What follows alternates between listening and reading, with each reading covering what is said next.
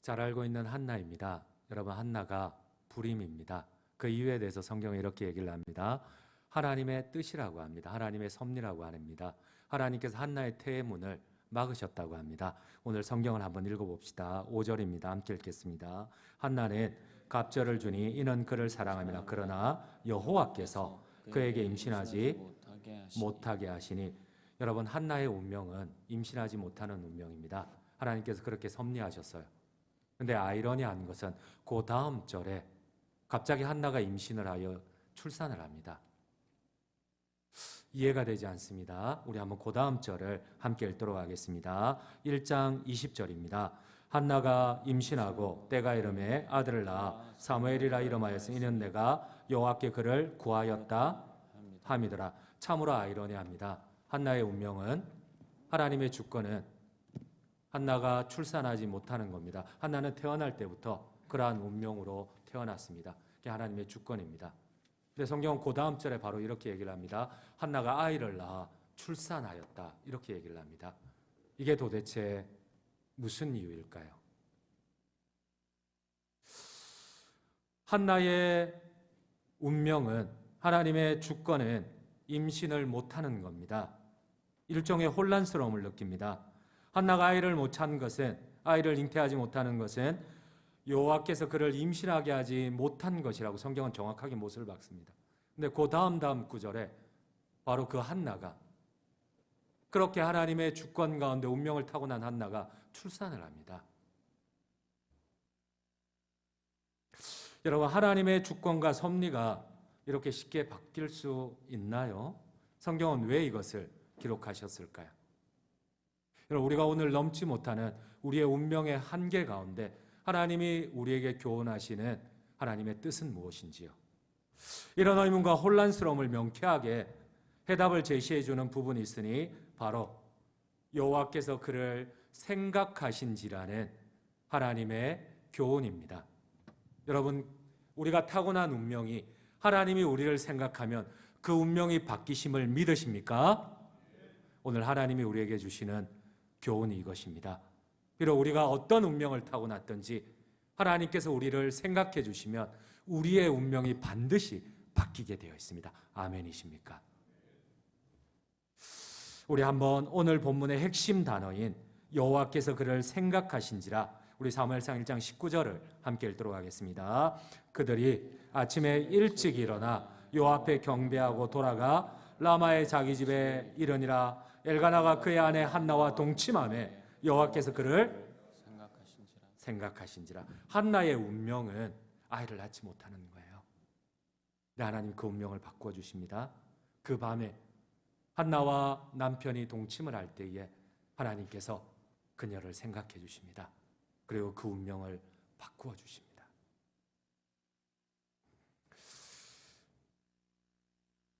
그렇습니다. 오늘 본문을 통해서 반드시 하나님이 우리에게 전해주시는 중심 교훈이 있습니다. 중요한 진리가 있습니다. 하나님은 모든 만물의 창조주시며 주권자이십니다. 그 과정에 실수가 전혀 없어요. 여러분, 우리는 운명론자를 믿지 않습니다. 우리의 운명은 얼마든지 바뀔 수 있어요. 그리스도 안에서. 우리는 불신자와 다릅니다. 우리는 창조주의 섭리 안에서 얼마든지 우리의 운명을 바꿀 수가 있습니다. 하나님은 그 과정에 실수가 없지만은, 그러나 우리의 운명에 변화를 주십니다. 하나님께서 우리를 생각해 주시는 것입니다. 하나님께서 우리를 생각하시면 우리의 운명이 바뀝니다. 우리의 인생이 바뀝니다.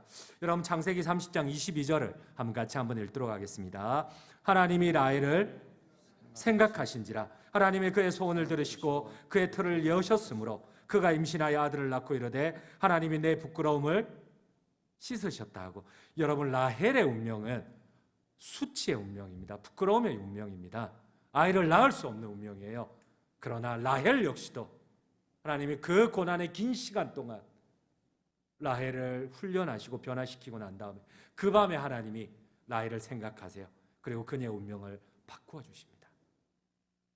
그리고 라헬이 요셉을 출산을 합니다.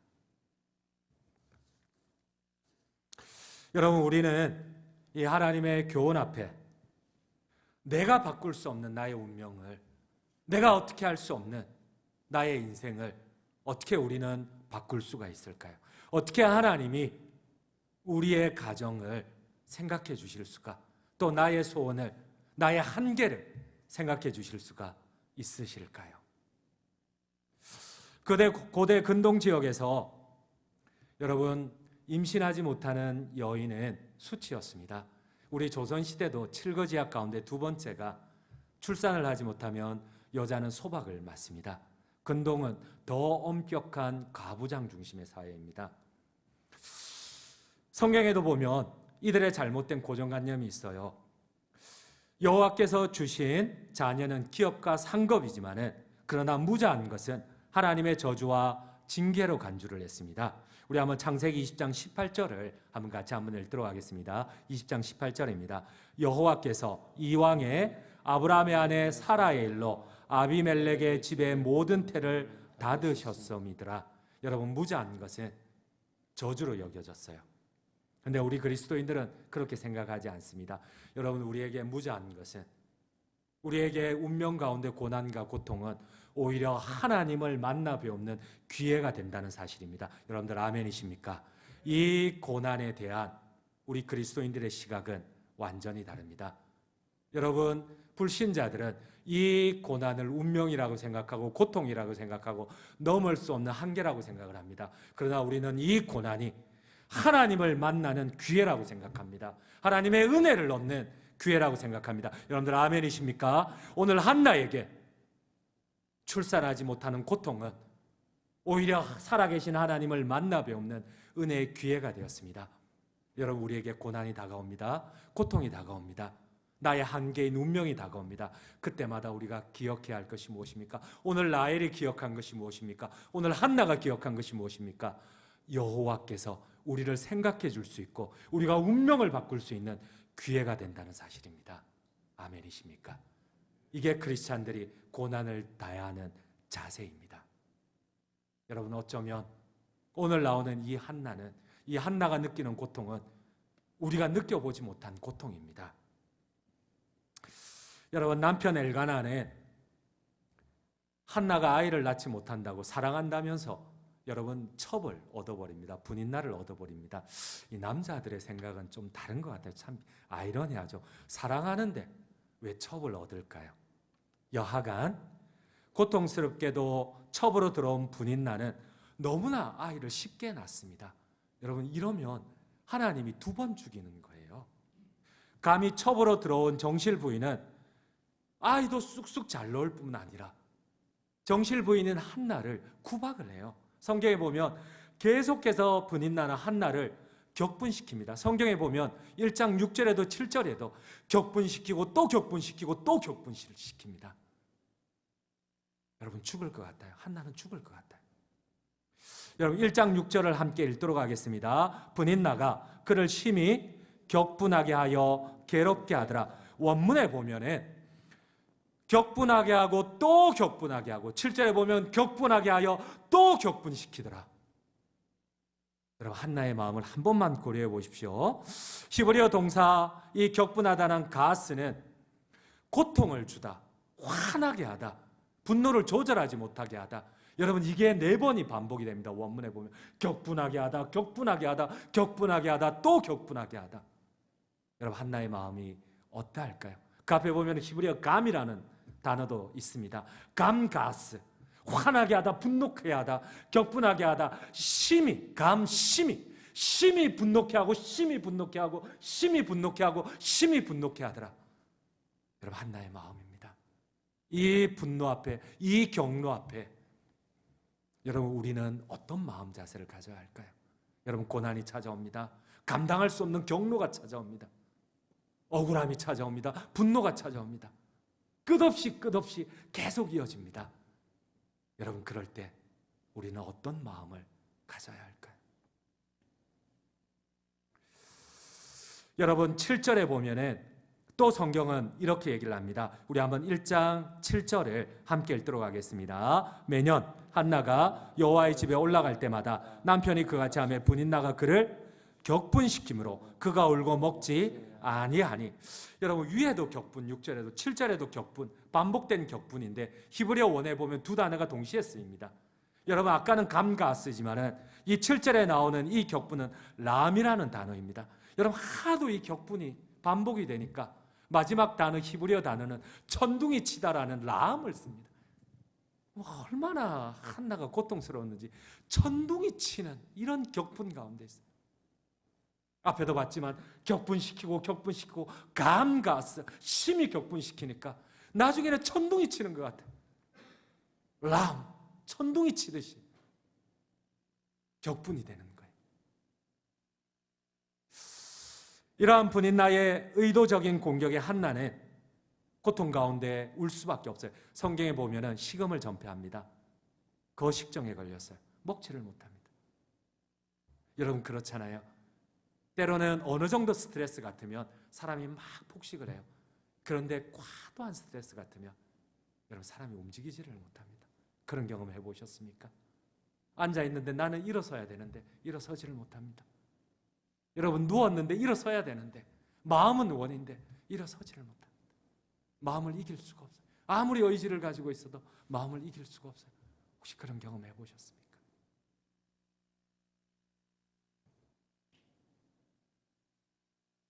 한나는 고통 가운데 울 수밖에 없었고 할 수 있는 일은 우는 것밖에 없었어요. 7절에 보면 울고 먹지 못한다고 합니다. 8절에도 보면 어찌하여 또 우느냐고 합니다. 10절에도 보면 통곡을 하고 있습니다. 사랑하는 성도님 여러분, 한나라면, 여러분의 한나라면 어떻게 하시겠습니까? 성경 말씀은 이러한 계속되는 격분과 고통, 작업 앞에 울고 또 울고 아무것도 먹지 못하고 가슴을 쥐어뜯으며 통곡하는 한나가 어떻게 운명을 바꿀 수가 있습니까? 여러분 하나님께서는 왜 이런 고통으로 한나를 몰아가셨을까요? 왜 이런 고통으로 한나를 몰아가셨을까요? 여러분 극도로 고통스러운 상황 가운데 빠져본 적이 있습니까? 그때 우리가 느껴야 할 것이 무엇입니까? 나의 이 고통에 함몰되어 버리면 하나님이 우리에게 고난을 주시는 의미를 오히려 시험에 들고 원망에 빠질 수가 있습니다. 그러나 이 고통 가운데 반드시 기억해야 할 것이 있습니다. 바로 하나님 아버지의 마음입니다. 여러분 한나를 통하여 하나님이 보여주시는 하나님 아버지의 고통입니다. 여러분 이 사무엘상을 통하여서 하나님이 보여주시는 하나님 아버지의 고통은 어떤 고통일까요? 한나를 통하여서 울며 먹지 못하고 또 울고 격분되어 천둥이 치는 경로 가운데 있는 이 하나님 아버지의 마음은 어떤 마음일까요? 오늘 성경 사무엘상은 사사기 다음에 나옵니다. 여러분 성경을 구분을 해서 그렇지 원래 사사기와 사무엘상은 같은 성경입니다. 그런데 사사기의 주제는 마지막 구절은 이렇습니다. 그때에 이스라엘의 왕이 없으므로 백성이 자기 뜻에 자기 주관대로 옳은 대로 행하더라. 여러분 왕이 없어요. 하나님이 없어요. 예배한다고 하지만 하나님의 말씀이 있다고 하지만 그러나 하나님의 말씀에 순종하기는커녕 자기 임의대로 해석하고 자기의 소견에 옳은 대로 행하던 시대였습니다. 사무엘상 역시도 첫 구절을 이렇게 생각합니다. 그때 하나님의 말씀이 없으므로 이상이 보이지 않더라. 여러분 하나님이 떠난 것과 같은 시대인 사사기와 사사시대와 사무엘 시대입니다. 여러분 마지막 사사가 사무엘입니다. 우리 한번 사무엘상 3장 1절을 함께 읽도록 하겠습니다. 3장 1절입니다. 아이 사무엘이 엘리 앞에서 여호와를 섬길 때에는 여호와의 말씀이 희귀하여 이상이 흔히 보이지 않았더라. 여러분 오늘 한나를 통하여 보여주시는 하나님 아버지의 마음이 무엇입니까? 이 고통을 통하여서 우리에게 임한 고통을 통하여서 하나님께서 주시고자 하는 교훈이 무엇입니까? 한나는 많은 사람들이 하나님을 믿는다고 하지만 자기의 뜻대로 자기가 하나님의 왕의 자리에 앉아서 자기의 눈에 보이는 대로 자기의 소견대로 말하고 행동하였던 시대에 하나님을 무시하는 문화 속에서 고통합니다. 하지만 그녀는 다른 점이 하나 있습니다. 운명을 바꿀 수 있었던 여호와께서 그녀를 생각할 수 있었던 여러분 하나님이 보이지 않습니다. 너무 오랜 시간 동안 하나님이 없는 것 같은 사사시대예요. 하나님이 없는 것 같은 사무엘 시대예요. 근데 그 하나님이 이 사무엘을 통하여 다시 말씀하시고 다시 기적을 보이시고 다시 하나님의 영광을 보이기를 시작하세요. 근데 한 여인으로부터 시작이 됩니다. 하나님을 보여줄 수 있었던 이 한나라는 여인을 통하여 하나님이 다시 어쩌면 이스라엘로 돌아오십니다. 어쩌면 이스라엘을 떠났던 하나님께서 모든 사람이 제사장조차도, 하나님을 가장 가까이서 모셨던 엘리조차도, 여러분 그가 대제사장이었지만은, 그가 사사였지만은, 그러나 그는 오히려 하나님의 영광을 좀 먹는 자였습니다. 그의 두 아들 홈리와 비나스는 오히려 거룩한 성전에 수종드는 여인들을 유린하며 오히려 하나님을 섬긴다는 자들이 오히려 자기의 영광을 위하여서 하나님의 길을 막아섰던 자들이었습니다. 그 시절에 이 고통스러운 여인을 통하여서 하나님이 보여주시고자 하시는 하나님의 진리가 무엇입니까? 한나는 하나님의 은혜가 단절된 영적인 고통과 좌절에 빠진 이스라엘 민족을 보면서, 끝없이 출산되지 않는 자기 몸을 보면서, 그러나 이 남편이 데리고 온 첩이 너무나 잘 낳는 아이를 보면서, 그리고 그 첩이 자기를 격분시키고 심히 격분시키고 천둥이 치도록 격분시킬지라도 오히려 사사조차도 하나님을 무시하는 그때 그녀는 끝까지 이 고통 가운데 하나님께 기도하며 하나님을 신뢰하였다는 사실입니다. 여러분들 아멘이세요? 오늘 하나님께서 우리에게 주시는 교훈이 무엇입니까? 이 고통 가운데 우리의 마음 자세가 어떠해야 될까요? 내가 넘어설 수 없는, 원망할 수밖에 없는, 시험에 빠질 수밖에 없는 이 상황 가운데 우리가 하나님의 마음을 알고 그 하나님을 끝까지 신뢰하며 부복할 때에 하나님께서 우리의 운명을 바꾸어 주신다는 사실입니다. 아멘이십니까? 그렇습니다. 이러한 상황에서 성경은 한 불임 여인을 소개를 합니다. 모든 괴로움과 슬픔 가운데 가슴이 찢어지는 한 여인을 소개하고 있습니다. 이러한 한 많은 여인의 기도로부터 여러분 하나님이 이스라엘 가운데 돌아오기 시작을 하십니다. 이 여인을 통하여서 그때의 이스라엘의 왕이 없으므로 사사조차도, 제사장들조차도, 레위인들조차도 하나님을 섬긴다고 하지만 자신의 뜻에 맞게 하나님을 해석하던 그 시절에, 이스라엘의 진짜 왕이 없던 그 시절에 이 격분하는 여인, 이 천둥이 치는 여인, 이 고통스러운 여인의 순종을 통하여서 하나님은 이스라엘로 돌아오시고 사무엘을 통하여서 이스라엘을 돌이키십니다. 여러분, 우리가 기억해야 할 것이 있습니다. 똑같은 고통이지만 어떤 이에게는 이 고통이 하나님을 원망하며 시험 들어서 오히려 교회를, 신앙을 떠나는 고통이 됩니다. 그러나 어떤 이에게는 이 고통이 하나님 아버지의 마음을 알고 그 하나님께서 우리를 생각해 주는, 오히려 하나님을, 살아계신 하나님을 만나 배우는 축복의 기회가 됩니다. 여러분, 우리는 이 고통 가운데 어떻게 해야 될까요? 결론을 맺도록 하겠습니다. 사랑하는 성도님 여러분, 이 고난이 살아계신 하나님을 만나는 위장된 축복임을 믿으십니까? 우리 마음을 10번이고 100번이고 고쳐 먹읍시다. 이 고난이 오히려 나의 운명을 바꿀 수 있는 하나님의 축복의 기회로 삼지 않으시겠습니까? 모든 고난을 통하여서 끝까지 이 한나처럼 기도하고 더 부복하고 더 엎드려서 참으로 입을 열 수 없을 정도까지 마음이 지치고 고통스러울지라도 하나님의 마음을 깨닫고 전능하신 하나님을 만나 배우는 우리의 운명을 바꾸는 한나의 기회가 되기를 마지막 한나의 고백으로 설교를 폐하도록 하겠습니다. 사무엘상 2장 6절 7절입니다. 여호와는 죽이기도 하시고 살리기도 하시며 스올에 내리게도 하시고 거기에서 올리기도 하시는도다. 여호와는 가난하게도 하시고 부하게도 하시며 낮추기도 하시고 높이기도 하시는도다. 그 하나님께 우리의 운명을 맡기시는 우리 모든 성도님들 되시기를 주님의 이름으로 축원드립니다.